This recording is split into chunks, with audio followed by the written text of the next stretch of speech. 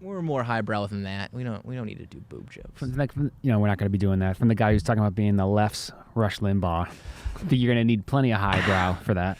How do you be the left's Rush Limbaugh? Like, well, so because he has anger. Yeah, and yeah, a lot of times exactly. That's a Republican stalwart.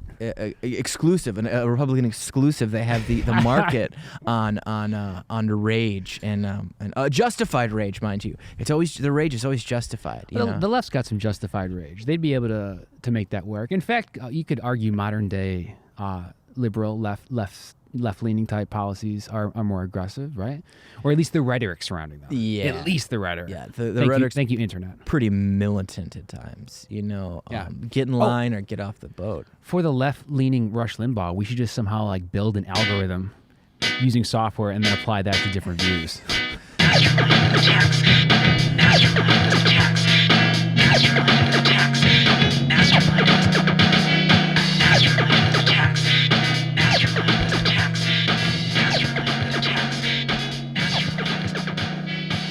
Matt, what's going on, James. man? What's going on? Was that Mastermind of the Attacks? That was I ripped it off of NPR. Yeah. I just took the first vocal sample I could get, and they were talking about masterminding the 9/11 attacks. I knew it. I knew exactly. I was like, is that Osama bin Laden? No, they were talking about Osama actually. Yeah. So now you probably were listening earlier today at 4:00 when I was doing that. I was listening today, not at 4, but I was listening to NPR. And you know what? NPR has been driving me a little bit up the wall lately. And it's no AM radio. That's for it's sure. not AM radio. That's for fuck sure. No, it's not Rush Limbaugh. 4 hours of just rhetoric. But what's giving you a hard time about the? I don't know. It's going to be politically incorrect. It really is going to be politically incorrect. NPR is. I know it's terrible. No, they're so blue on that show. It's overly politically station, correct. That show. It is. It's like almost overly politically correct sometimes. I was talking to you What's about the this. edgiest show on NPR? Wait, don't tell me. No, I'm just kidding. Probably. I'm sorry. Continue. No. I honestly, what is the most edgy show on NPR? I don't know. They have. I don't think they do edgy, but they do boundary pushes. They push the boundaries. I think sometimes they talk a lot about identity politics, and that kind of. I get it. And Matt gets it. Everyone. No, I appreciate that. I need that. I don't, because you're right. I don't get it. And I no, know fuck. I don't. We're just joking around here. I'm just joking. Yeah, it's a constant battle. I think in myself, trying to stay informed, and being a conscious human citizen, and but also being okay, this is just give me actual pertinent information. You know what I'm saying? Right. Well, feeling and understanding. Intellectually. Taking something in versus feeling it more on a guttural level. Yeah. And obviously this is all just market research leading to the left-leaning algorithm we're making. Rush Limbaugh algorithm that's going to be playing on the AM radio station of the future. Can't wait. But what else is going on besides the news? We're the news, right? Now this is the show that someone's watching. I hope about maybe if you're real special. Maybe if you're real special. Hopefully, this is not your only source for news. This is like your Daily Show or your Bill Maher or Jon Stewart of the week. You watch this, yeah, and we talk vaguely about politics and news and stuff. And instead of the Daily Show, I was going to call this the Hexa Weekly Show, based on when we're able to put the episodes. Definitely not Daily Show. By Pandemica, I don't know. Speaking of shit, man, let's not. Second season outdoors. So I feel like last year we didn't do any. Or we only did the election night episode outdoors intentionally, and we did a few in the summer where the sun just set on us halfway through our intensely long conversation. Summer nights in Chicago. I just love watching that. If you watch that episode on kind of fast forward, or you just kind of skim through it and watching the light dim, and then you see fireflies. That's pretty cool. That's pretty cool vish. I like beautiful. I really enjoy that. Did we do that on the longest day of the year? I think we did, and it was purely coincidental. I think. So we keep trying to go on different solstices, summer, winter. It's just because this pod is so spiritual and we're on the vibrational frequency of the source. It just tries to get us in line with the universe, and that's perfectly natural. I'm going for all sorts of juju that I can. I actually got the cameras on top of holy Bibles. Made sure that the tripods were being supported by some literature. We also buried some Indian bones in here just to, Native American skeletal pieces. This is what I'm talking about. I need to listen to more NPR and that kind of stuff. I do still say Indians. I feel like I'm 50 years old. I say Indians. Well, be specific. If it's an Apache femur, call it an Apache femur. Yeah, Apache. You have to a Hopi chieftain jawbone. No, that's not cool. That's not cool. Sorry. We're going. No, we're going from NPR to 1 second to talking about Apache femurs and Jesus, Iroquois jawbones. Because ultimately, I want to be politically correct as far as I want to make be welcoming to everybody. I want everybody to feel okay around me. Yeah, man. But I also want to say things like, that guy's fucking retarded, right? I can't say that, though. I cannot say that anymore. You want the emotional gut punch that the R word gets you. Yeah, exactly. No, totally. And I say that word, and I won't say it again on the podcast because maybe we'll get flagged or something like that. But my fiance hates when I say that. And I don't say it like to be a jerk. It just kind of comes out. Can I be honest with you about that one? That was one of the first ones I felt like I remember people going after. In fact, I remember being in college classes and that being part of like the literature. I took psychology classes, so they were talking about people with intellectual disabilities, putting people first, right? Acknowledging their humanity before you're labeling what's wrong with them or what have you. But I feel like there's some people that one never went away saying retarded. Like some people kept saying that, and I never consistently heard it, but I feel like in some ways I've been hearing it more, like even on podcasts or other forms of media. Like, well, when you somehow people are going back on that one, and it was 10 years ago that I'm talking about this psych class, whatever. So it's like it's been on like a 10-year arc of taking this word back or something. And now people want it back. People just want it back. Signaling. Yeah. That's like a classic one to signal, right? If you're like willing to say questionable things. If you use the R word. Yeah. But see, like, I'm willing to say questionable things. I love saying questionable things. Right. But that doesn't mean that I want to, take it back anywhere or make anything great again. Do you know what I mean? Like, How about this? Is it that questionable things are the only way you can get the emotional reaction to make someone question something? Yes, right, exactly. If you give me a word replacement that is of equal, maybe even slightly lesser value, I'll take it. Give me another word that has as strong connotations as that it gets such a reaction. You know what I mean? And it's very, very defined word. It's a very defined word. If somebody's doing something that's just some of the most silly, stupid thing you ever seen. But then again, I'm saying silly and stupid, and that word was used to define a person's mental facility. Let's translate to our own medium here. Do you think one day it's possible that with the advancement of visual media, of videos and pixels,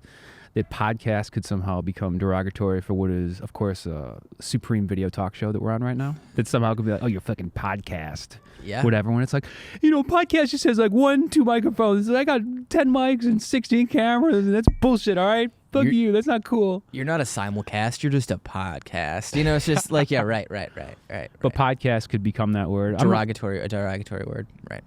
Or it's like belittling in a way. It is, yeah. Could it become that way in the grand scheme of media, as media develops? Probably not. I don't think so. I keep trying to redefine what podcast is, because this still technically isn't a podcast. It's not listed under podcast. Yeah. Which, by the way, I plan to do, but anyway. It doesn't have to be. It's not important to me, right? Right. It's more about the we use that word, but it doesn't really feel like I don't know what this is. I think that's been the joy of it, though. We don't really know what it is. We just keep doing it, and we have a good time doing it. So I think that let's just keep it rolling. Yeah, man. And, being called the Neverending Becoming, if it's not going to keep changing, if what it isn't something different every time, then, you're kind of off track there. So it's good to keep it moving. My screen flips after that. It's just like... If I have time in the edit, if I got time. I'll make that happen. I'm expecting this tomorrow at 12 o'clock, You're really tapping that mic with that. I know. I glass. keep doing it, and I notice it, and it's so annoying to me. I'm sorry. Take a sip and put that down. It's so warm. Caffeine or it's so nice and warm. I'm holding it. I will. I keep tapping it. Bad podcasting etiquette, I guess. Yeah. Bad, intense talk show. Splendor etiquette.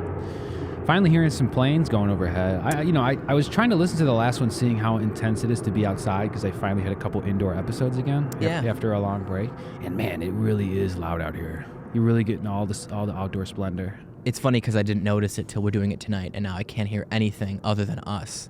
And I was like, wow, are we loud out here? Because before you have kids playing and people are doing stuff in their yard, and it feels alive. I like it because it feels like alive, like we're doing, But now it's like, oh shit, am I being too loud? I don't want to wake the neighbors. Yeah. Well, we're especially saying our words all over the place. People don't like that. It's like 9:15 at night, so it is that borderline time. I feel like if I'm trying to be respectful of older people, I'm like, anything after 9 is too questionable. It is. Yeah. Which is why Well, I'll put the limiter, the compressor on our voices. I'll make sure we can whisper, but we'll still be well heard. Don't worry about that. Okay, guys. So the rest of the podcast, we're gonna talk about What's the S's? Don't make me. I need like a de-esser for that. That's like a whole nother level. Poor guy. I'm really making him work too hard. No. But anyways, speaking of that you just did, The Dark Knight. We've been talking about Batman lately. Just can we do this quickly? Can I jump in? No, because it's not going to be quick, James. But yes, let's do it. I'm pretending it's 2008, and I just watched. Siobhan and I just watched The Dark Knight. She'd never seen the Batman trilogy from Christopher Nolan before, but I then watched like a summary video on the meaning of everything in the movie, and I didn't realize that Heath Ledger does some of those like those tongue, like that type of slithery stuff because he has him like act out these animalistic qualities. He has him act like a dog. He sticks his head out the cop car window. Exactly. That's Nice. one of the best shots in the whole movie, by the way. But then he does like the tongue stuff. He does like the almost like Slytherin parcel tongue. That performance is one of the best performances of any actor ever in any medium, and I'll fight you. I'll just fight you. Like it's just, like he is just hypnotic in that role. It's fantastic. And for to take a character like the Joker, who has been in all forms of media for close to 60 plus years. Quick, let me every actor who's done the Joker, who's played the Joker. So there's a couple. So you got the In first order. actor is Cesar Romero, who is in actually that's probably not true, but he was the Batman in the 60s. He was like the first real Joker. And fun fact about him, and people know this, is he didn't want to shave off his mustache. So when you look at him, he's got his mustache as the Joker, it's just painted white, which is a really silly fun fact. Really? Yeah, and That's hilarious. On the Lego minifigure, because I'm that much of a nerd, I have the 1960s Batman Lego set. Hey, Fireworks. 4th of July. They have it's the April. mustache on the Lego minifigure. He's got like a little mustache on Really? the Lego. They that would touch the detail. So it was like Cesar Romero, and then You gave us that guy. You gave us the Lego Lego Joker. Lego Joker, Zach Galifianakis. I'm counting that. Is Zach Galifianakis? Oh, that's right, from the actual Lego. Yeah, what the but hell? weird. Oddly enough, he never laughs in it. He does not do a Joker laugh in it. Is this the second one? I don't think I've seen the Lego. Is this the second Lego There's movie? two Lego movies, but then there's the Lego Batman movie, which was separate because he was so popular from the Lego you're movie. You're fucking me up, man. You're giving me There's- such a good answer to this. Yeah, there was the first Lego movie was so popular, biggest Oscar snub in history, and it really was though. Guess everything isn't awesome. Yeah, it is. And then that movie was so popular and Will Arnett was so good, they made the Lego Batman movie, which people argue is one of the best Batman movies of all time. I gotta because watch of the pathos of that particular All right, Batman. enough of the Lego Sorry. pathos. Back to the human Jokers. Let's So you go back got to these. human Jokers. You got Cesar Romero was like one of the first ones. I'm pretty sure there was another live action one early on in the serials, which I don't remember. And then you had Jack Nicholson in '89, right? Jack Okay. Nicholson was '89. Then you had in the '90s, you had Mark Hamill, who's doing the voice of the Joker, as in the animated series. And for a lot of people, he is like the Joker. He's the authentic Joker. He That's ended right. up doing it in all of the animated shows, or animated shows, but then the games, the video games as well. Quickly, I like to talk about how when an actor or when something's used in one medium or in history, how we're like almost brainwashed to love it in others. Do people through loving Luke Skywalker immediately become drawn to that Mark Hamill voice? No, because he doesn't sound like him. Like if he sounded like Luke Skywalker, it'd be one thing. You don't think you can tell that's his throat? No. That's Not- Luke- that's when I Luke- was a kid, I couldn't. Then- When I was a kid, when I loved Star Wars, I loved Star Wars when I was a kid in like, middle school. You tell me you don't recognize Skywalker pipes when you hear him? No, man. No. He's such a good voice actor, though. Like Mark Hamill is like a legit voice All right, actor. move on. Who's after Okay, him? so after Mark Hamill, then you had Heath Ledger, I would say, because that was the movies after the animated series. There wasn't really No. Is there one I'm thinking of? We gotta have a couple more, man. Who am I missing? I think there's two more. Two more Jokers. Humans. Two more human Think Jokers. Michael Keaton. Yeah, Jack Nicholson. I said Jack. Did you say Nicholson. Jack? Yeah, I said All Jack. right, did you say, Jack Batman '89? Yeah. Did you say? Oh fuck! I'm thinking of Jim Carrey's The Riddler. The Riddler. He wasn't the Yeah, Joker. No, he was not. He wasn't the Joker. My, he was, my he was lord, the they're Riddler. really scratching the bottom of the barrel for those ideas, though. Yeah. Riddler, Joker. Well, there's the Pantheon. He has the Rogues Gallery, right? And again, there's the six of them, right? Penguin, Riddler, Joker, I don't know this. Catwoman. I'm trying to think of all the ones that were in the Batman the movie, and those are the ones that always like come up again. Those are, Bane like, and the popular Scarecrow ones. are the only other Bane ones. and that- Scarecrow, yeah, those think are of. also pretty popular ones. But yeah, those are like the big Jokers. And then you had Jared Leto, and then There you go. Yep. there's another one. Now I think I'm exhausted. I can't think of anything else. That's it. That's like the That's pretty majority good. of them. Yeah. And of course, it'll come to you, I'm sure, the second we finish this podcast. But he had like a serpentine thing going on. I didn't know that. I still need to like figure out what the 3 movies were. It's been a while since I've seen Dark Knight Rises. Interested to watch that one again. Yeah. By the way, you were correct. Batman Begins is the best one. Then The Dark Knight. Yeah. Then Dark Knight Rises. I Wait, think, did we switch? I think for me personally, I think it's The Dark Knight. Then Batman Begins. Then Dark Knight Rises. That's what I meant. You got it. Of course. You got it. Knight's The Dark best. Knight is like the masterpiece of the movie. You know, I was on the set for that movie. I actually was on set for that movie. Like legit, real talk. I can't remember this story exactly. So my brother's girlfriend's father was he's a construction foreman for movies, and he got The Dark Knight. So they all knew that I was a Batman fanatic. So I got to visit the set. So I got to visit they took me to his like warehouse where he had everything. And when I say he had everything. So I saw the Bat Pod before it was even announced that they were doing the motorcycle. Damn. I saw Two-Face before he was even, because he was kind of like the surprise villain. And I saw the CG render of his face that they had done. Okay, you didn't see Aaron Eckhart like smoking a cigarette. You saw actual renderings of Two-Face. There was the art department. I went into the art department, and so in the art department they had all of the pictures on the walls. So he actually gave me a picture of a Heath Ledger costume test. It's just a printer. It's just a page from like a printer paper, and it's a picture of Heath Ledger, and he's standing there like this. And it's him in his costume test. So I have that, and then I have a call sheet somewhere in my stuff. Now I know why you're kissing his performance's ass so much. You're trying to up the price on this Heath Ledger Joker depiction that you have. Yeah, that's why. But you're trying to boost the value. See, the thing about it is, it literally looks like the only person who knows what it is me. Because if I told you what it is, you'd be like, you just printed out a picture from him online. A lot of memorabilia is like that, like signatures and stuff. Right, and I could never get a signature on it. But literally, her dad was like, "Oh, you like that picture?" He just took it right off the wall and was like, "Take it, you can have it." Very cool. And I was like, and then I got to sit in the Batmobile, the Tumbler. I got to sit in the Tumbler, which was, it's just like a cage, right? Oh, the shell, and then you're inside the cage. But there's a picture of me like in a tank, and I'm waving out of it, And come on, Tinder at the time, that must have been. It was a really blurry gold. Picture, but it was I'm a blurry assuming picture. At that age, that's what you were using this for. MySpace. It was MySpace. It was MySpace. That's a hot MySpace photo. Just me in the Batmobile at the time. An exclusive Batmobile. Yeah, shot. and this was before the movie was super hype, right? Nobody knew that it was going to be. And then they took me to, there was a couple of sets that I went to, so then they took me to like Bruce Wayne's penthouse, which also doubled as, I went to the bank, the bank at the beginning of the second one. So I saw like the big vault door that was made of wood, and I got to go in the vault. Jesus. And then I went to the top of, there was a hotel they were in. So I went to the top of the hotel, and it was Bruce Wayne's apartment. So there's like a little alcove they built. And then at the back side of the apartment was the top, because it's all movie magic, was the top of the police department. So that was where they had the smashed bat signal, and I saw the bat signal, and it was like smashed because they had already shot the scene, and all the glass was there, and like they just shot it, and it was just like, it was a religious experience for me, because I was just like, it was all. No kidding. Yeah, it was just. I think it would have been cool if they let you smash the bat signal. It's kind of, they're kind of dicks for not allowing. I was the champ hand, and it was my hand smashing the bat signal. That's me. No, but just at the time in my life, I was just like, I couldn't even believe how that's wonderful, lucky man. I was, and just all that cool shit. So it does have a special place in my heart, and then it's awesome that it's a fucking tremendous movie too. You know what I mean? Like it really is a great movie. Oh, can I run a theory by you? Yeah, please. Christopher Nolan related theory. The movie The Prestige. Are you familiar with this? Hugh Jackman, Christian Bale. Read the book, seen the movie. You got it, buddy. Great book, by the way. I've been on a Nolan kick lately. I saw The Prestige. One thing I found to be very interesting watching it with a 2020, 2021 lens was that there's a big Tesla arc in that, where they talk about basically Nikola Tesla. Yep. David Bowie. And this is going to be, of course, on that strand of us being brainwashed through media over time. Sure.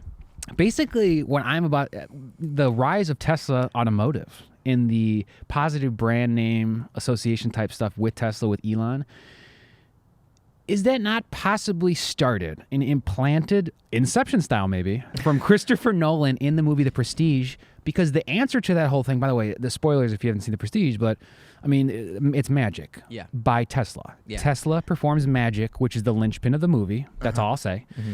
And in a way, a lot of young men or young people our age, maybe they glommed onto this movie, they like this movie, and in a small way, are we not brainwashed into thinking that Tesla is magic? I feel like I have an answer for this. What's up? So my opinion, Tesla the man, Nikola Tesla, was always, I think, revered as being like a counterculture figure in electricity and science, right? Like Edison gets all the credit, but like Tesla, man, he was a genius. And if only they would have listened to him, and we could have had wireless electricity and all this stuff earlier, right? So he has this, and his fucking name, Tesla. You know, that's just such a cool sounding name. No, but why is it a cool sounding name? But I agree. so- it so- feels cool. but it does. Is this movie not part of what brainwashed us into thinking that Tesla was worthy and or cool to begin with? It's a spoke on the wheel of this, you know what I mean? Oh, yeah. It continues Yes. it, right? Yes. And I think that like this idea, he's a scientific counterculture figure, you know, and I think that's cool.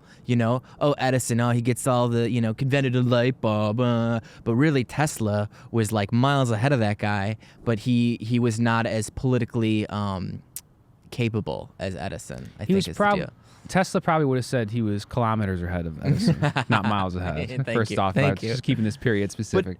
But I think there's something to that. I think he gets a lot of credit because he is such a cool, mysterious guy, right? He was a perfect figure for that movie because there's so much magic and mysticism about Tesla. I'm going to add one more layer in that Elon chose Tesla as a name, not just because of this Nolan Tesla association, but the fact that David Bowie plays him. I think it's specifically he saw that movie while he was inventing cars and was like, Tesla, my cars are going to be magic with electricity?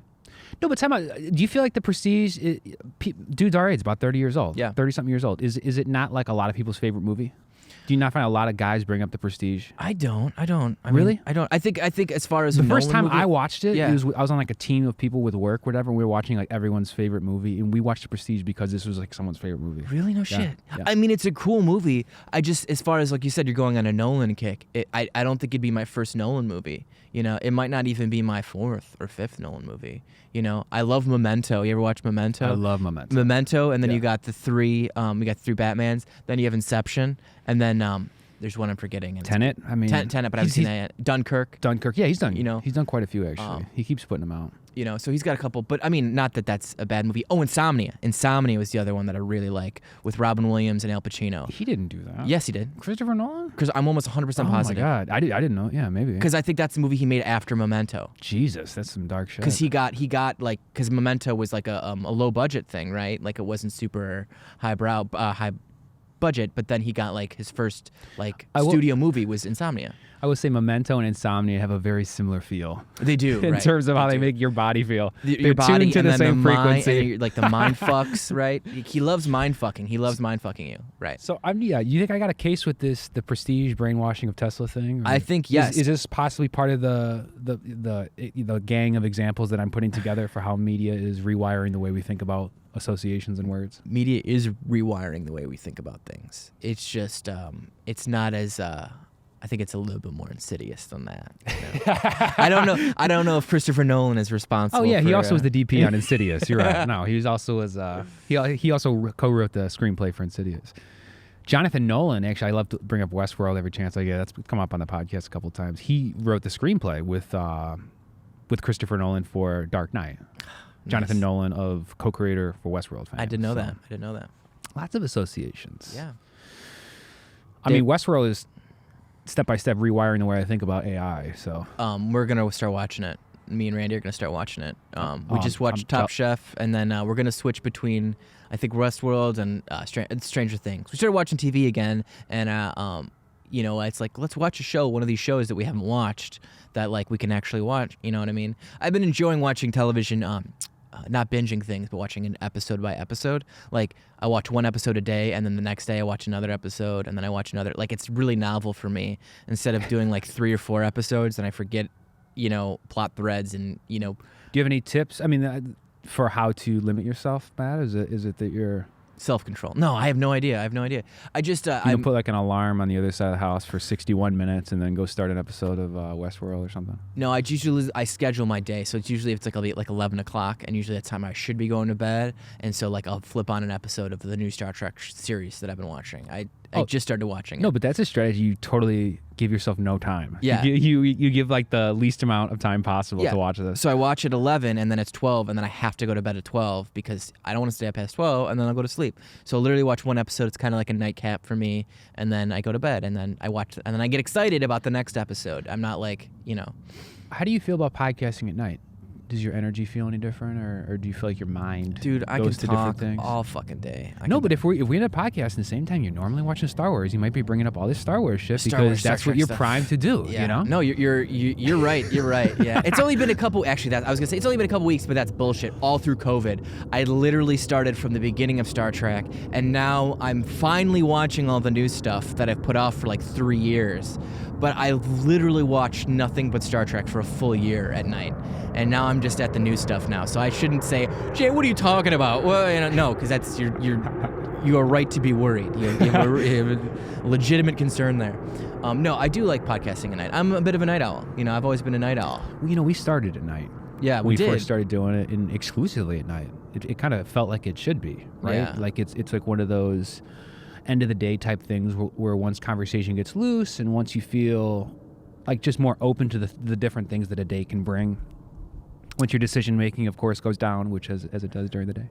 I think that was a lot of it too at the beginning. It was more like a silly late night. Like let's get, I miss it. I feel like all the podcasts last year, they were outdoors. They're kind of like high energy summer outdoor sessions. Just you want a bit more chill jams, some chill jams. Well, don't you want both? Yeah. And for yeah. Well, for this medium, for like just audio, you probably want more than night. I do. Yeah. I feel like I'm more looking for that night vibe and that back and forth that only many hours of wakefulness can provide someone. I do think that you have a point there when you're up all day and then it's you've not exhausted yourself, but you've been talking and you've been communicating all day, and then you do it for an hour consistently. You're a little bit more like, a little looser, a little bit more like let the person speak, and then kind of yeah. I guess we're a bit like disorganized tonight, right? We're jumping around a lot. I guess my mind is a little bit jumpy. Maybe it's all this tea and me tapping this thing. We've been pretty on, I guess, like TV from the last 30 years, I think has been the main topic that we've talked about, so we could try to diversify from there. Might be useful. No, I like... We started radio, and we shifted into movie. All media. This podcast is all media focused. No, so tell me more about Batman. I want to hear your more thoughts about Batman, because I rarely get to talk to James about Batman, and now I'm going to take all the time I can. Batman is one of those few superheroes that I allow myself to fully indulge in and get behind, because it reached me at a time, I mentioned 2008 or about 10 years ago with Dark Knight Rises, when the whole landscape of superhero movies wasn't completely saturated. Yep. And I definitely still had a patience and an excitement. Being a young man, of course, I still felt that I could accumulate vast billions of dollars that would lead me to become Bruce Wayne, of course. So there's some of that. No, but it just happened to be when those movies came out, happened to be that I still had respect and interest in superhero movies. And now I feel like it's the only thing I can kind of watch. Like I even Avengers and whatnot, it's just... I don't know. It seems like an iteration. It seems like something that's reaching to do what Christopher Nolan did a long time ago. I'm not going to take 10 minutes to defend the Marvel Universe. I will only say... I'm always going after like the Avengers. No, it's okay. And that's totally valid. But actually, I think what this actually brings up is the positive thing that I actually do love the superhero story. I like the elements involved in the hero's journey that a lot of times these superhero movies bring out. And they've been very popular and cool for a reason. I am down with it. But has anything done it better than Batman ever since? Let me just ask you quickly. I mean, has anything? It's like far as like an origin story or like because 3 movies. I mean, there's been a couple trilogies, or 2 or 3 movies. You don't want to hear this, but honestly, when I saw the Avengers. Yeah, that would be the one. That's why I brought it rocked my socks, dude. Avengers, and then going to see Infinity War and Endgame with Randy.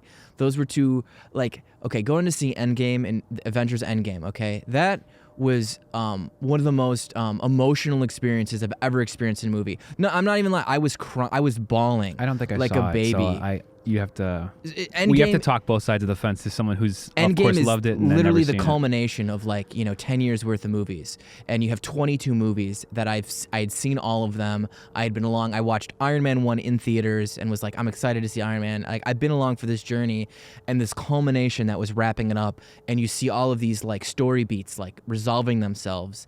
People just overcoming things and changing and all this stuff, and you've seen it over 10 years, and like the finale, this big giant fight, and You said 10 years like 10 times, so it seems like build-up is a big part of this. For And me, the fact that you had resolution with these storylines, it was build-up, but the story itself was just so monumental. You know what I'm saying? 10 years and a million movies. But you can't compare the 30 movies to the 3 of the whatever. Sure, but I'm just saying, like, as far as the emotional, sure, I guess I'm talking about two different things. You can't also separate it. So to be fair, it is like that. You know what I mean? It just like, as far as like a superhero movie, I think there's superheroes become a genre. I don't think you could say like Western or science fiction. It's now superheroes, flights and tights, and I think in that that's better, dude. Flights and tights in that genre, that's so much better. There's different like forms of it. You know what I'm saying? You have the down to earth, gritty Christopher Nolan movies, right? Which no, you just answered the question. That's why I like Batman, though. Yeah. It's like the down to earth, gritty superhero. Exactly. That's probably what it is. Whereas you have like the supery duper gods, cosmic fucking beings fighting these battles for the universe in like Endgame, right? Which like I don't say normal people, but like it's hard to wrap your head around that shit. This helps. You can't relate to that. More fantasy. Yeah, you can't relate to that unless you've been following this for 22 years and you're watching all these movies and you're kind of like into this, and then everything's like, okay, the idea that this big purple fucking 7-foot tall guy with a golden glove, like I'm on board with that because I've seen all these things beforehand. You pointing out that this has been on TV for 22 years, I almost feel like we should move on to another subject. Like this is somehow been covered. No, I feel like it's just for me and you. I'm realizing we're talking about this movie. It's like I'm bringing up The Dark Knight. Like everyone's seen this. No, I disagree. I mean, yeah, sure, everyone's seen it, but it's so big to our culture right now to dissect it isn't necessarily a bad thing, because just because other people are doing it doesn't mean they're going to do it as good as us. But no. I plus I like hearing your take on it because me, I'm a diehard nerd, and you are more down to earth. You are like, do you know what I'm saying? Yeah, I'm like Alfred. You're Alfred. You're the balance, Master Bruce. If you can't lift this log off me, why are you doing so many push-ups? I did bloody tell you. I'm not going to say I bloody told you. Fire and Bronco. I did bloody tell you. Yeah, he's the heart and soul of that movie. He's the heart and soul of those fucking movies. Michael Caine, he saves every Christopher Nolan movie. He's just so like just the soul. I'm gonna stop Nolan standing for a second here. Okay. I'll don't though. He's a great. It's like people talking about Kubrick. The people that talk about Kubrick, that like standing Kubrick, they would go down on his corpse. You know what I'm saying? Yeah, I'm one of those guys. And it's just exactly. But terrible. like visual medium, when you're hit by it and you see things that blow your fucking mind, that really change you, it's... I won't stop until the Neverending Becoming is the 2001: A Space Odyssey of podcasts and visual talk show media. Just this giant monolith just like shows up in the middle of us talking. And then 2 apes come in and just strike us in the head with bones. So we talked about like nighttime podcasting. How about like early morning podcasting? Because that's something we still need to do. No, it's not. We'll never do that. Feel like no, you do. I don't. I do not wake up. That will never happen. Your roots are in that early morning AM radio. I know you got that in you. Woke up. I used to wake up at 4:30, 4 o'clock in the morning every day to go to work, and I fucking hated it. Every day I'd wake up in a rage. I always used to say, if you ever wanted me to kill somebody, wake me up, put a gun in my hand, show me the person, and I'll execute that dude. Well, you want to listen to Bill Burr on stage when he's all happy in a good mood, or you want to hear Bill Burr in a rage, though? What kind of... That'd be really ironic. It's like a nice early morning, birds are chirping, and Matt's just in full rage mode. Fuck this earth. Well, you have to harness that edge. That's why it's kind of good to work out in the morning sometimes. You kind of like dull that razor's edge that is your tenacious spirit early in the AM, right? Like that's why you give me at night when I'm more chill, relax. In the morning I'm like a piece of sharp flint, but by the end of the day I'm a nice smooth stone of obsidian. If we're gonna test this, do you think we should do like a night podcast followed directly the next day by a morning podcast, or should we do a morning and then way later in the day we should then do the night? I'm gonna sleep over here one night and we'll do it. Was it like a butt crack at dawn, and you know what I mean? And I'll be like still half asleep, like. drool on the mic and be like, "Oh, what's up?" Once we get the indoor recording again, it'd actually be fun if we just fell asleep in our chairs with all the gear set up, and we woke up and I just like with a stick hit the record button, and then we could just immediately start. And you're like, Matt, I'm like, yeah. so drones, right?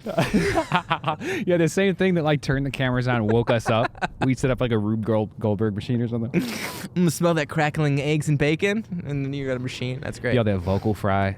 Yeah, I think so. I think this podcast is coming out good. No, definitely. Shavana, can we get some coffee in here? Oh man, that'd be terrible. I'd be so bad in the morning. I don't know. I mean, I'll do it. I will do it. For the Neverending Becoming, I will do it. You know. I did one with Rob once before work. I remember summer. that. I saw that. It was like a 7:45 a.m. And I know he had to go to work after work. Yeah. And I loved that about him. Like he just like, I'll do one before work. I was like, good for you, Rob. That's awesome. Yeah, Rob's the man. Yeah. Shout out to Rob. I really like Rob. Anyway, sorry. Yeah, no, definitely. but not everyone would agree to do that. Yeah, you know? Yeah. That was like a bold move, you know. Like and I just appreciated it. I wouldn't do that. Fuck that. Yes, no, you would. I'm talking you up right now. You're gonna get making it so that this will become a reality. It'll happen, and me begrudgingly will show up with sleep in my little eyes. I mean, like, what did you What else did you want to talk about tonight? Do you feel like there are any pressing matters outside of movies everyone's seen 15 times in the last 15 years? It's not that everybody's seen these movies, right? And just because everybody's seen these movies, you know, there's a reason why things are popular, right? Wait, at least you're not saying they're films, not movies. At least you're saying this. And oh my God, how about Martin Scorsese saying he doesn't feel like that? Yeah. We've done that. It's different strokes for different folks. And if they weren't making bazillions of dollars and people weren't watching them ad nauseum, they would make them. Free market. Are you calling Marty Scorsese a stroke? That is so fucked up, dude. You're calling him a stroke? I mean, I just think he's a bit pedantic. And do you hear people calling other people strokes anymore? I love it. I love strokes. Like I always jag forget off it. And shit like that? I use jag off all the time. I've been jagging. I'm jagweed, jag off. I love it. Regional swear words. Strokes though. I love it. Fucking stroke. You know, it's just such a good. I love it, but I never use it. But any of those swear words that make you spend twice as much brain power, like figuring out what they mean versus actually. But there you go, jag. I like saying jag because for me it has a good strong connotation, but it's not like the R word, or it's not like calling somebody, you know, real bad. It's just like it has a real jag, you know. I hope we get flagged for using jag instead of the R word. Like somehow that ends up being a more problematic term. Like, God damn, I got to keep track of these George Carlin hit lists. seven dirty words you can't say on YouTube. You know. You know, that's the first comedy. That's maybe the only comedy I bought through iTunes. Like I really had to hear that skit or that routine, George Carlin, 7 words you can't say on TV, and I couldn't find it. This is like maybe earlier YouTube or like 2010 YouTube or something, but I bought that on iTunes because I was so obsessed with being able to hear that. I love it. And it is like an amazing, whatever it is, 5 to 7 minutes. Yeah. It's such a good sequence of like words and ideas. He was just a master of wordplay, just a master of the English language. You know, yes, he was incredibly bitingly funny, but he was just a genius with his words. You know what I'm saying? Like, I heard a couple people bring him up during Corona, be like, I wish George Carlin was around. Fuck you know? yeah. It might have been you. You might have said that to me at one point. I said it a couple for of sure. times. I feel like my dad said that to me at one point. That came up like. Carlin, let's see, Carlin was, I had like 4 names or something, but it was like Carlin, Stephen King, and there's 2 other people I forgot, basically raised me, I feel like, in high school. Those were like my formative, you know, thinkers that I would follow, you know. Look, can we suss out who the other 2 are? Because I'm really interested in hearing. Yeah, I can't remember. I really can't remember. I was telling somebody, but I was like, George Carlin, Stephen King. Dave Chappelle. I used to love Chappelle's show, and I had all of Chappelle's show on DVD. My mom got me all of his specials while I was in high school, and those were not specials I should have been watching probably at the time. But I was obsessed with him. Yeah, he was just so good. He was just so good, Dave Chappelle. And then, man, I'm sure Howard Stern, another podcast. Harrison Ford of Star Wars. You could probably say Adam Carolla and Dr. Drew. That was more middle school. I was hoping it was a radio thing. They were definitely super formative in my youth. I called Loveline one time. You could find it. I tell people and they find me. You could hear me on the skit. They have the archives. And there's Minka, the big Asian big boob queen. I was the first caller on Asia the Big, and I was like, it is one of the most embarrassing and cringing experiences of my life. I listened to it and I hate myself because I was so young and so mature, and I wasn't funny. I was just like, Adam and Drew, you guys rock, and they were so annoyed with me because it was just like I lied. I was like, I have a question for you, and I was just so excited. I was like 12. Yeah. And I was just so excited to talk to him. And I got on, and then I hung up, and I remember feeling like, why did I do that? You know, like, why did I do that? Sounds like a dangerous combination of excited and earnest at the same time. Oh, yeah. But it was just so... And then I had a friend who recorded it and then played it around school. And I remember, like, people being like, that's so awesome. But in my head, I was like, I said nothing. I hate myself. And then he subsequently called back and had, like, a legit question about doing cough and cold medicine. And Dr. Drew gave him, like, a real good answer. And I was like, see, I could have been like that and had a real question and been worthwhile. And now Dr. Drew's chopping YouTube wood with us, man. Yeah, right. Chopping that wood. But anyways, yeah, those would be my formative. What would you say your formative thinkers for you? You gotta throw Dave Chappelle in there for everyone. Him, Kevin Smith. Oh, thank you. Maybe Tina Fey, because I watched so much SNL. And SNL, Dirty Rock. No, I don't know. George H.W. Bush, maybe? No. I definitely loved The Simpsons. Matt Groening. I think that's it, man. Do you like how I was like, I don't know who you're saying, but I was like, you could fucking feel what I was about to say, dude. We're getting that good. And maybe it's a nighttime thing because, no, seriously, like the radio waves are a little low right now. Maybe it's a nighttime Let me thing. think of another one. Let me give you one more in terms of minds. And I'll give you a serious answer for someone who's been extremely formative. Hint, definitely a media figure. Definitely one of my favorite creators of all time. I'd say it had to be in 6th grade when I started watching the work of Christopher David Nolan. Chase. David Chase. Oh. Of Sopranos, yeah. Wow. Yeah. God damn, I wouldn't have said him, but that's a great one. I was in 6th grade when Sopranos came out, and I was a senior in high school when The Sopranos finished. 12 to 18, those 6 years, it fucking totally imprinted me in a serious way who I am. Hell yeah. 12 to 18, that's the window. Yep. You're going to get into a soul, and David Chase was talking to my soul. He really was. Definitely I have like associations from like getting to watch like an adult show when I was like kind of young, so it kind of felt edgy to me in the same way I'm sure you loved certain people because they were risque. Yep. Or they were able to maybe freely traverse an area that you didn't feel confident yet as a young boy. But David Chase has got to be on there, man. That's really cool. I don't think I would have guessed him, unfortunately. But yeah, I should have guessed The Sopranos. Yeah, I would have. Well, here's the thing. There are some personalities like David Chase who could be incredibly influential, but due to their like caricature, due to their character, that they're not like David Bowie or Nikola Tesla, they maybe don't get the same fanfare that others get. The marketers like Trump and Elon, Yep. the ones that are, I don't know, more... The quietly graceful ones. I got one for you. I was going to say, yeah, they have no fucking shame. David Chase is like, I don't want to say he has shame, but, he definitely is like an analytical, self-hating type person, who's trying not to get too big for his britches. You watch his interviews, it's apparent. He's not like beating down the door for Access Hollywood, I'm sure, when The Sopranos are coming back for their season. He seems like somebody who's very... conscious, like social, Yeah, exactly. socially conscious, right? He's very aware of like optics, and he's not trying to be, even though he created one of the best television shows in modern TV history, you could say, with The Sopranos, right? Like, just TV history, man. Yeah, you wouldn't even have to say modern TV history, right? You could just say TV history. Like, how big was I Love The Sopranos? Lucy, Sopranos, The Neverending Becoming. I'd say that's the pantheon right there. That's it. Of media history, that's media history right there. Yeah, those there's something about like television show writers or creators that have like a that have been around for like a long time, kind of behind the scenes, but have been so formative for so many people.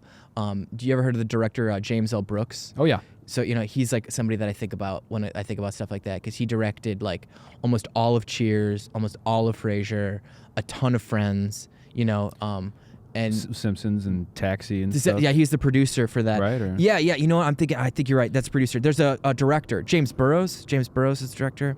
Shit, now I'm fucking my names up. I Simpsons incepted you. I think that's what it was. You did? No, James L. Burrows. Yeah, he's the producer on The Simpsons, but he was also James the producer. L. Brooks. Brooks, yeah. Right. He was the producer of The Simpsons. And then there's God damn it! Now I'm feeling. See these nighttime podcasts. My brain's not functioning. We're getting a fuck. That's okay. Let's not go for clarity. Let's go for feel. He's a big director. He directed almost all of Cheers. He directed a majority of Frasier, and then a lot of Friends. And he's a sitcom director. And so chances are you've laughed at something he's created. Jonathan Laugh Track? Is it Jonathan Laugh Track? Would that be him? Oh man, it's driving me nuts. That's all right. We'll circle James back. L. Brooks, and I think it might be. We'll come back. This doesn't have to be a media But anyways, history episode. he was just such a formative person for so many people's comedy. And we he was can't a even think of his name. Yeah. Right. But like he's in the background. You know what I'm Yeah, saying? yeah. And it's just somebody like that who you wouldn't normally think would be so influential to so many people. Yeah. In the background. Made me think of Larry David too. Seinfeld and Larry David. He's another one. Larry yeah, David that's was- true. Although that's kind of flipped in older age. Yeah. He ended up taking. Well, I mean, he's definitely the face of neuroses at this point. Oh man, I In related awkward to him situations so much, yeah. and hard-headedness. Social assassin, dude. Gonna say the thing that you shouldn't say, but he's gonna say it, right? Flights and tights, So- social assassin. It's- I'm picking up multiple ones here. So he came up with social assassin, and then they would call me social assassin because I would do the same shit. Like I would just tell the person the thing that you shouldn't say, and he'd be like, "No, listen, like you do kind of look fat in that, Like yeah. I never said anything like that. We That's can use terrible. some shame purveyors in society. You Yeah. got to keep people on. It's just keeping people on their toes. Keep people on their toes. If you're not gonna tell the person they're doing something wrong, how can they correct it? You know what I'm saying? They're them just gonna keep people doing the wrong thing. on their toes. Is there anything you want to document before we like leave the Corona mindset? We did a great job not bringing up Corona this whole time. I was actively trying not to. That's good. I We- said we can- pandemic, and then I moved away. No. We can stay off it, but we're still in a special period. We are. We're outdoors, so we're obviously still following Corona protocol. Not fully socialized, as you might call humans.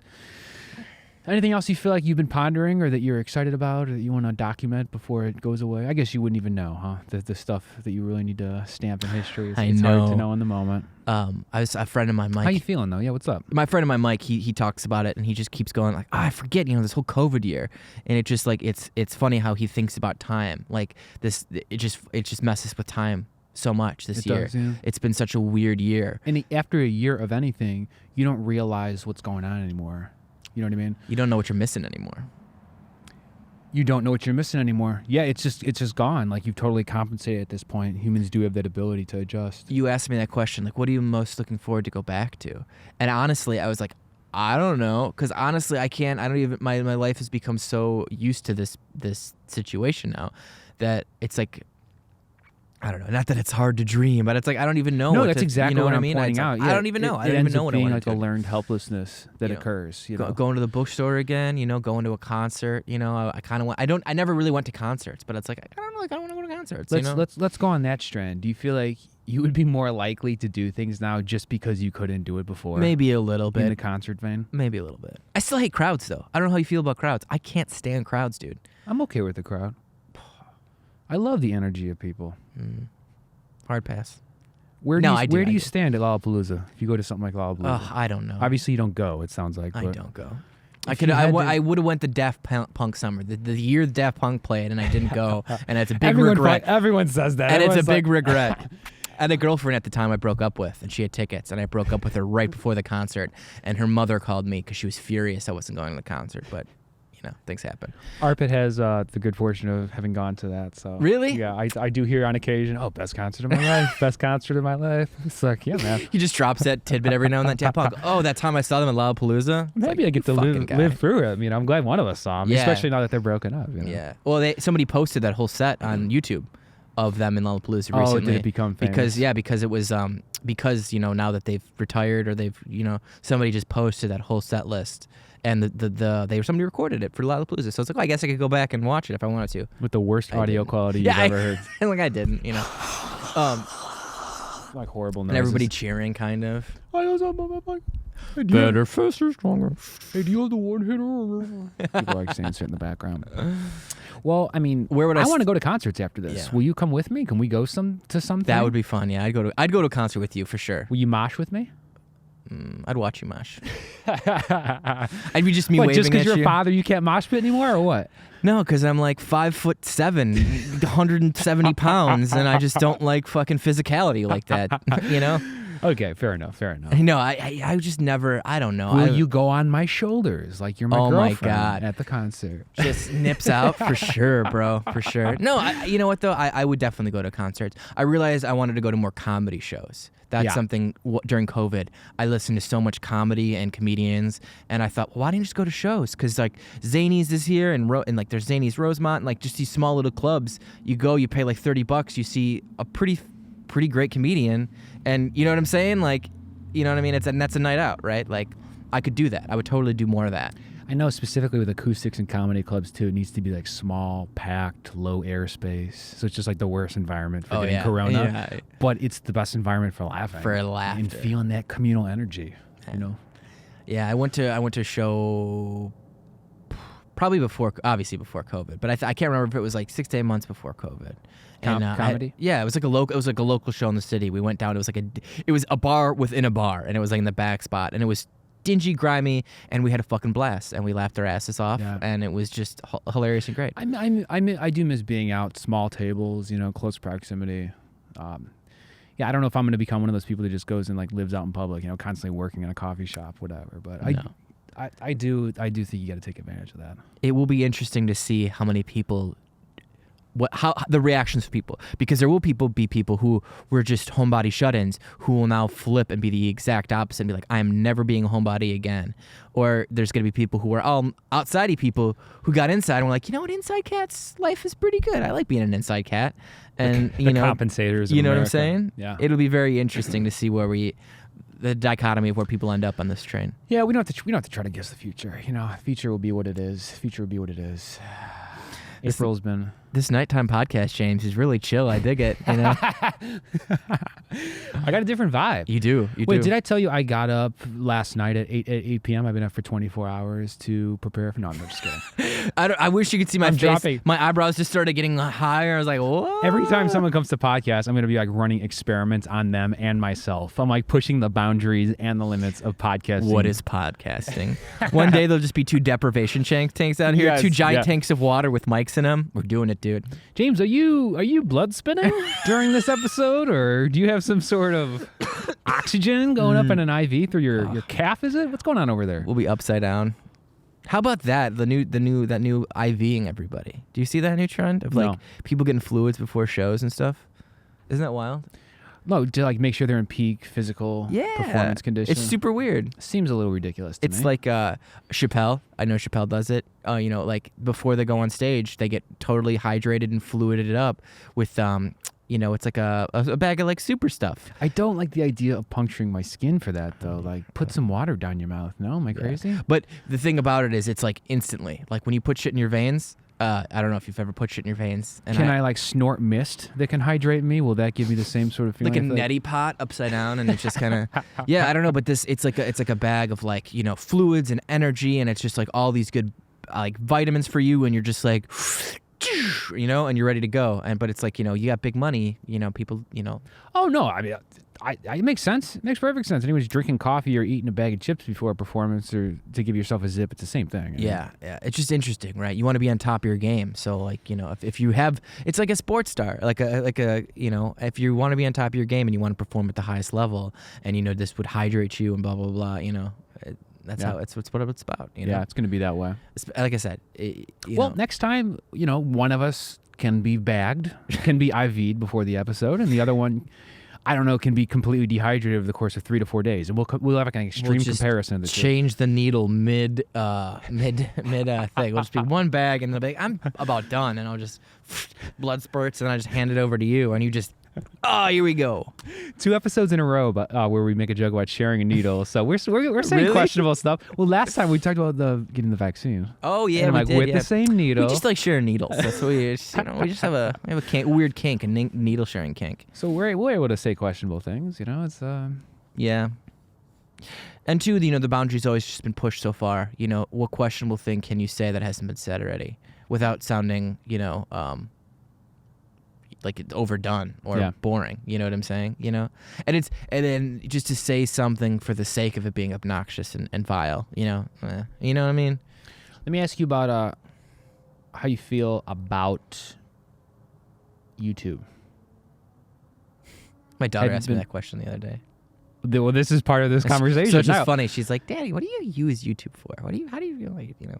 Wait, why was she asking? Do you feel like she loves YouTube? She loves YouTube. Oh, okay. She's okay. Kids love YouTube. Kids YouTube. I love YouTube. So that's one of the reasons I'm asking. She does as well. She's. What did you tell her? Sash, what are you telling me? And is it the same thing? Gotta make sure get my story straight. Not to just talk about the thing that we are doing. You know, there was a period where I just was very like, I don't want to say anti-YouTube, but I was just like, YouTube is fucking dumb. YouTube's for my daughter, man. It's fucking dumb. For kids, dude. This is probably when it was up and coming, I guess.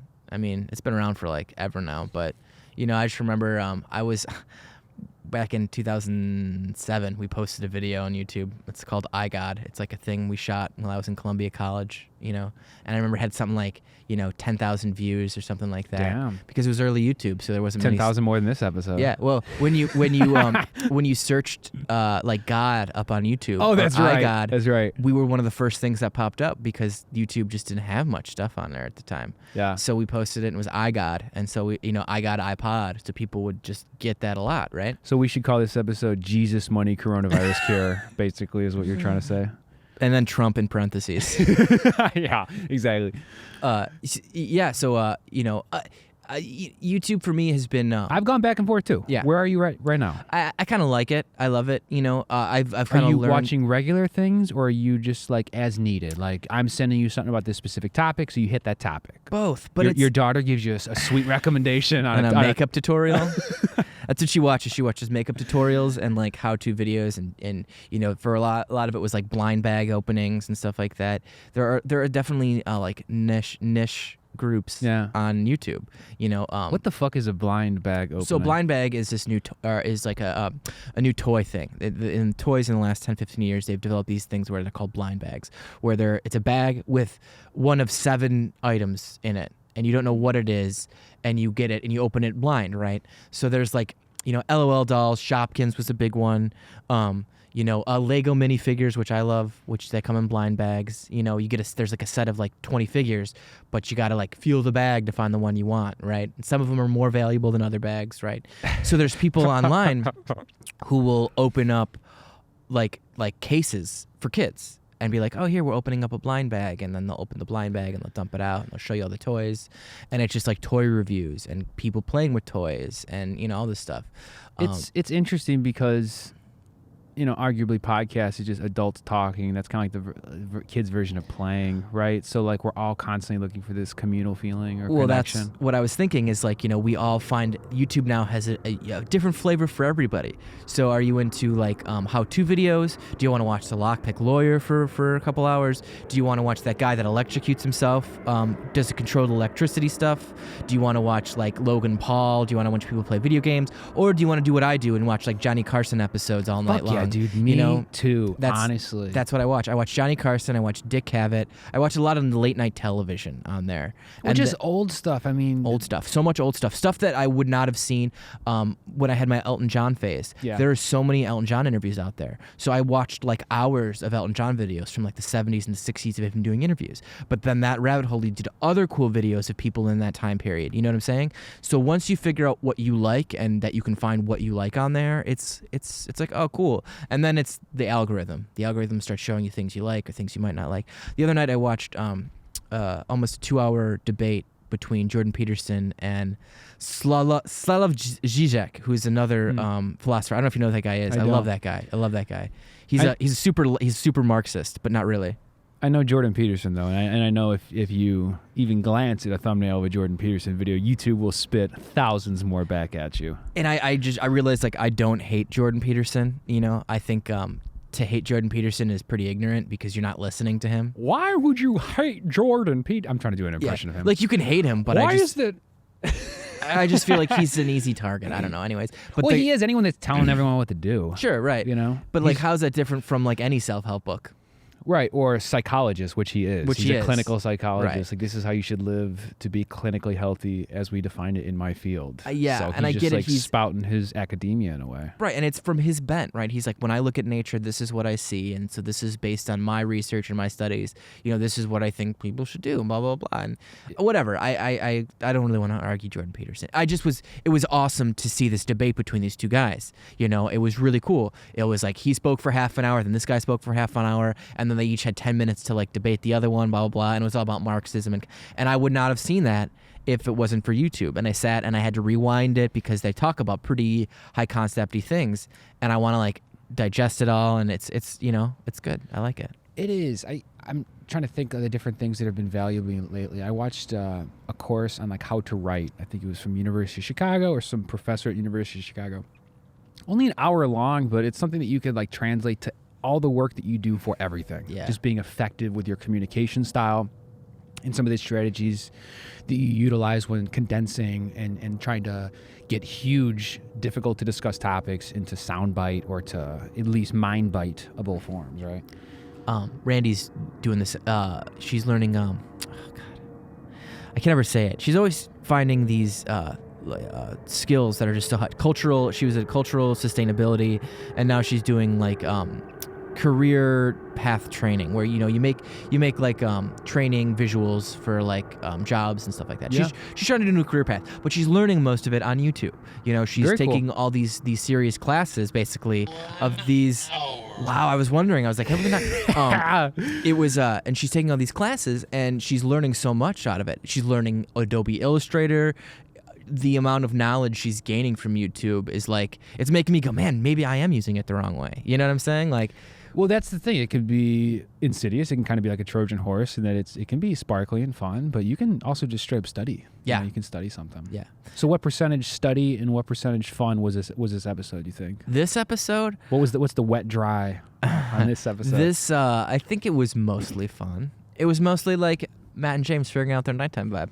80% 80% entertainment, nighttime vibe. 20% intellectual or educational. It's really funny. I'm reading this author right now, Graham Greene, and it's a book called Our Man in Havana. It's like this old spy novel, right? And he's a pretty big author. I've never really heard of him, but this guy was like, oh, you should read this book. He's a You tall really guy? like it. Yeah, tall guy, really smart, really smart tall guy. But anyways, he wrote a bunch of books, and he just divides his books into two things: serious books and entertainment. And this book is an entertainment. It's a comedy book, but he's got really serious like fiction writing that's like serious, but then he also likes writing like entertainment funny books, which is what this book is. It's like a funny spy novel. Okay. And I thought how I enjoyed that he was very conscious that like, oh well, I'm not just gonna write one serious thing. Like, I'm gonna write funny stuff, and I'm gonna give people a distinction so they don't have to like worry about it. You know what I'm saying? Like, you can laugh, because I didn't know it was a funny book when I was reading it, and I found myself like laughing out loud at parts, and I was like, wait, I thought this was like a serious spy novel, and then I caught on that like, oh no, this is like a comedy satire, and you're supposed to be laughing and all that stuff, and then I was like, he calls them an entertainment. So I would say this podcast was an entertainment podcast. Okay. I wouldn't say it was an informative podcast. We've done informative podcasts before. We've had some informative podcasts before. We have, especially when we were the only source you can get any sort of corona knowledge from. Oh my God. The only dissemination of accurate corona information. I got to be honest. I really loved when I would see the "please talk to the CDC" under our videos. It just made me felt like we arrived. Like somebody was watching our shit, and it was like, these guys. We need to make sure that people know that these guys are not experts. We need to make sure that people can get CDC access, because these guys are just talking out of their assholes. We are not experts. In fact, let's close it up as this plane goes overhead. Matt, thank you for coming over. Hey, anytime, We'll have to James. do another one soon. I'll see you bright and early at 6 a.m. Yeah, we'll see you in 6 hours when we record the next segment of this. All right, bye. With the church bell. Look at that.